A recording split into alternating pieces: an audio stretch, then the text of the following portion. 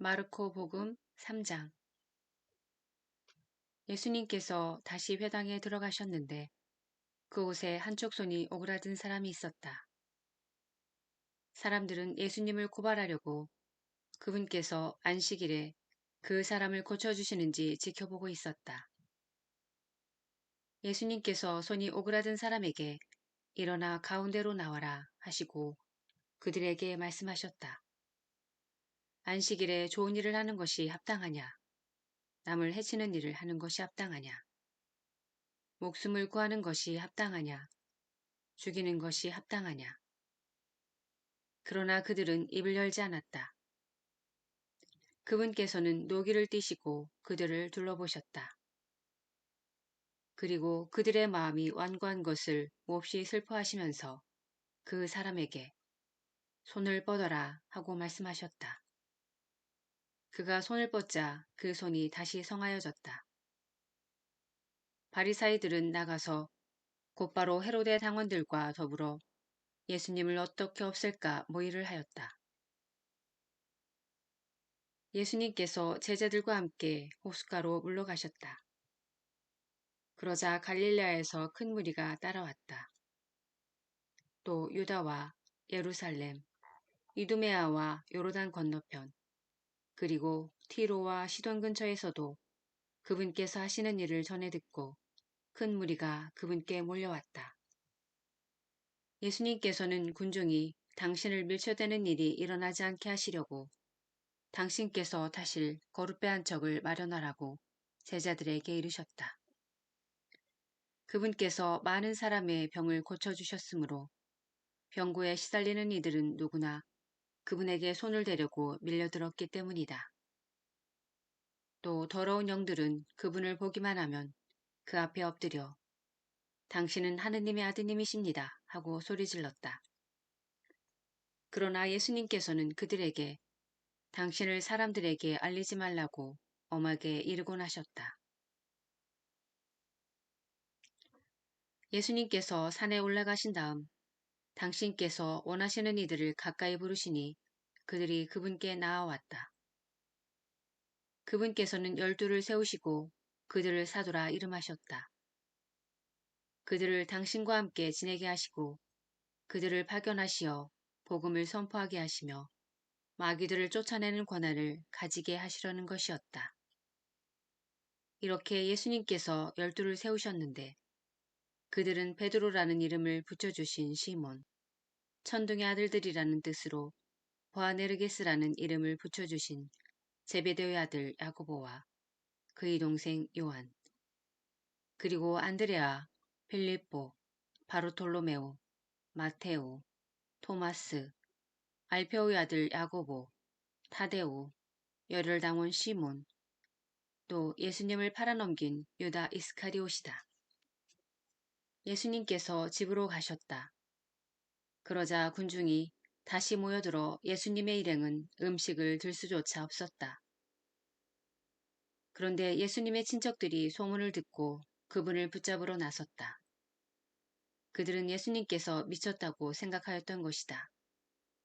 한편 예루살렘에서 내려온 율법 학자들이 그는 베엘제불이 들렸다고도 하고 그는 마귀 우두머리의 힘을 빌려 마귀들을 쫓아낸다고도 하였다. 그래서 예수님께서는 그들을 부르셔서 비유를 들어 말씀하셨다. 어떻게 사탄이 사탄을 쫓아낼 수 있느냐? 한 나라가 갈라서면 그 나라는 버텨내지 못한다. 한 집안이 갈라서면 그 집안은 버텨내지 못할 것이다. 사탄도 자신을 거슬러 일어나 갈라서면 버텨내지 못하고 끝장이 난다. 먼저 힘센 자를 묶어놓지 않고서는 아무도 그 힘센 자의 집에 들어가 재물을 털 수 없다. 묶어놓은 뒤에야 그 집을 털 수 있다. 내가 진실로 너희에게 말한다. 사람들이 짓는 모든 죄와 그들의 신성을 모독하는 어떠한 말도 용서받을 것이다. 그러나 성령을 모독하는 자는 영원히 용서를 받지 못하고 영원한 죄에 매이게 된다. 이 말씀을 하신 것은 사람들이 그는 더러운 영이 들렸다고도 말하였기 때문이다. 그때 예수님의 어머니와 형제들이 왔다. 그들은 밖에 서서 사람을 보내어 예수님을 불렀다. 그분 둘레에는 군중이 앉아 있었는데 사람들이 예수님께 오십시오. 스승님의 어머님과 형제들과 누이들이 밖에서 스승님을 찾고 계십니다. 하고 말하였다. 그러자 예수님께서 그들에게 누가 내 어머니고 내 형제들이냐 하고 반문하셨다. 그리고 당신 주위에 앉은 사람들을 둘러보시며 이르셨다. 이들이 내 어머니고 내 형제들이다. 하느님의 뜻을 실행하는 사람이 바로 내 형제요, 누이요, 어머니다. 마르코 복음 4장. 예수님께서 다시 호숫가에서 가르치기 시작하셨다. 너무 많은 군중이 모여들어 그분께서는 호수에 있는 배에 올라앉으시고 군중은 모두 호숫가 못에 그대로 있었다. 예수님께서 그들에게 많은 것을 비유로 가르치셨다. 그렇게 가르치시면서 말씀하셨다. 자, 들어보아라. 씨 뿌리는 사람이 씨를 뿌리러 나갔다. 그가 씨를 뿌리는데 어떤 것은 길에 떨어져 새들이 와서 먹어버렸다. 어떤 것은 흙이 많지 않은 돌밭에 떨어졌다. 흙이 깊지 않아 싹은 곧 돋아났지만 해가 솟아오르자 타고 말았다. 뿌리가 없어서 말라버린 것이다. 또 어떤 것은 가시덤불 속에 떨어졌는데 가시덤불이 자라면서 숨을 막아버려 열매를 맺지 못하였다. 그러나 어떤 것들은 좋은 땅에 떨어져 싹이 나고 자라서 열매를 맺었다. 그리하여 어떤 것은 30배, 어떤 것은 60배, 어떤 것은 100배의 열매를 맺었다. 예수님께서는 이어서 말씀하셨다. 들을 귀 있는 사람은 들어라. 예수님께서 혼자 계실 때 그분 둘레에 있던 이들이 12 제자와 함께 와서 비유들의 뜻을 물었다. 예수님께서 그들에게 대답하셨다. 너희에게는 하느님 나라의 신비가 주어졌지만 저 바깥 사람들에게는 모든 것이 그저 비유로만 다가간다. 보고 또 보아도 알아보지 못하고 듣고 또 들어도 깨닫지 못하여 저들이 돌아와 용서받는 일이 없게 하려는 것이다. 예수님께서 또 그들에게 말씀하셨다. 너희는 이 비유를 알아듣지 못하겠느냐? 그러면서 어떻게 모든 비유를 깨달을 수 있겠느냐? 씨 뿌리는 사람은 실상 말씀을 뿌리는 것이다. 말씀이 길에 뿌려지는 것은 이러한 사람들을 두고 하는 말이다. 그들이 말씀을 들으면 곧바로 사탄이 와서 그들 안에 뿌려진 말씀을 앗아가 버린다. 그리고 말씀이 돌밭에 뿌려지는 것은 이러한 사람들이다. 그들은 말씀을 들으면 곧 기쁘게 받는다. 그러나 그들에게 뿌리가 없어서 오래가지 못한다. 그래서 말씀 때문에 환난이나 박해가 일어나면 곧 걸려 넘어지고 만다. 말씀이 가시덤불 속에 뿌려지는 것은 또 다른 사람들이다.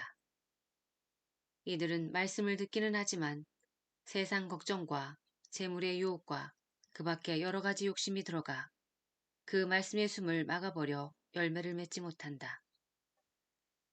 그러나 말씀이 좋은 땅에 뿌려진 것은 이러한 사람들이다. 그들은 말씀을 듣고 받아들여 어떤 이는 30배, 어떤 이는 60배, 어떤 이는 100배의 열매를 맺는다. 예수님께서 또 그들에게 말씀하셨다. 누가 등불을 가져다가 함지 속이나 침상 밑에 놓겠느냐? 등경에 놓지 않느냐? 숨겨진 것도 드러나기 마련이고 감춰진 것도 드러나게 되어 있다. 누구든지 들을 귀가 있거든 들어라. 예수님께서 다시 그들에게 말씀하셨다. 너희는 새겨들어라. 너희가 되어주는 만큼 되어서 받고 거기에 더 보태어 받을 것이다. 정녕 가진 자는 더 받고 가진 것 없는 자는 가진 것마저 빼앗길 것이다. 예수님께서 또 말씀하셨다. 하느님의 나라는 이와 같다. 어떤 사람이 땅에 씨를 뿌려 놓으면 밤에 자고 낮에 일어나고 하는 사이에 씨는 싹이 터서 자라는데 그 사람은 어떻게 그리 되는지 모른다. 땅이 저절로 열매를 맺게 하는데 처음에는 줄기가, 다음에는 이삭이 나오고 그 다음에는 이삭에 나달이 연근다. 곡식이 익으면 그 사람은 곧 낫을 된다. 수확대가 되었기 때문이다. 예수님께서 다시 말씀하셨다.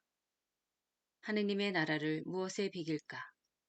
무슨 비유로 그것을 나타낼까? 하느님의 나라는 겨자씨와 같다. 땅에 뿌릴 때에는 세상의 어떤 씨앗보다도 작다.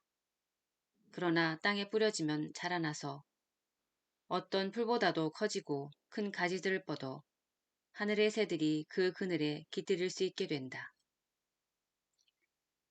예수님께서는 그들이 알아들을 수 있을 정도로 이처럼 많은 비유로 말씀하셨다. 비유를 들지 않고는 그들에게 말씀하지 않으셨다. 그러나 당신의 제자들에게는 따로 모든 것을 풀이해 주셨다. 그날 저녁이 되자 예수님께서 제자들에게 호수 저쪽으로 건너가자 하고 말씀하셨다. 그래서 그들이 군중을 남겨둔 채 배에 타고 계신 예수님을 그대로 모시고 갔는데 다른 배들도 그분을 뒤따랐다. 그때 거센 돌풍이 일어 물결이 배 안으로 들이쳐서 물이 배에 거의 가득 차게 되었다. 그런데도 예수님께서는 고물에서 베개를 베고 주무시고 계셨다. 제자들이 예수님을 깨우며 스승님, 저희가 죽게 되었는데도 걱정되지 않으십니까? 하고 말하였다. 그러자 예수님께서 깨어나시어 바람을 꾸짖으시고 호수더러 잠잠해져라 조용히 하여라 하시니 바람이 멎고 아주 고요해졌다. 예수님께서는 그들에게 왜 겁을 내느냐 아직도 믿음이 없느냐 하고 말씀하셨다. 그들은 큰 두려움에 사로잡혀 서로 말하였다. 도대체 이분이 누구시기에 바람과 호수까지 복종하는가?